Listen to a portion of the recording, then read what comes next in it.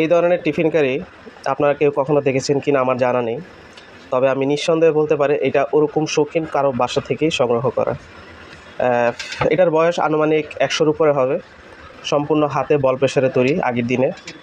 দেখছেন এই 3টা সেটের একটা টিফিন কারি, 1টা 2টা 3টা, 2 পাশে চামচ দেওয়া আছে এবং উপরে আপনার লবণ রাখার জন্য একটা স্পেস আছে, হাতল দেওয়া আছে এবং চামচ এমনভাবে সেট আপ করা হয়েছে যাতে চামচ দিয়ে আপনি বাড়বেন, আবার সুন্দরভাবে পরিষ্কার করে আবার সুন্দরভাবে টিফিন কারি সেট আপ করতে পারবেন।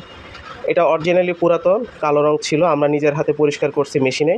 এটা সর্বোচ্চ গ্লেজটুকু এখন দিচ্ছে।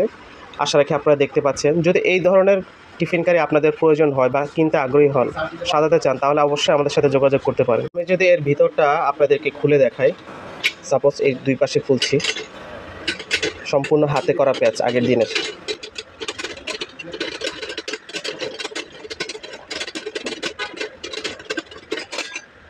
এই যে একটা চামচ,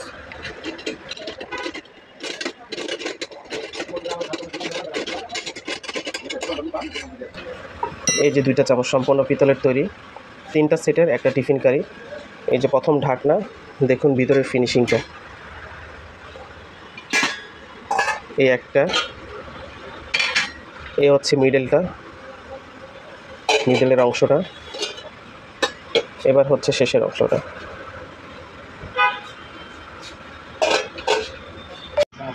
3 পিসের যে টোটাল সেট আপটা যে এখানে দেখতে পাচ্ছেন আপনারা, 3 পিসের টোটাল একটা সেট আপ, 2টা চামচ আর যে 3টা বাটি। এটা পুনরায় আমরা এভাবে সেট আপ করবো আর কি।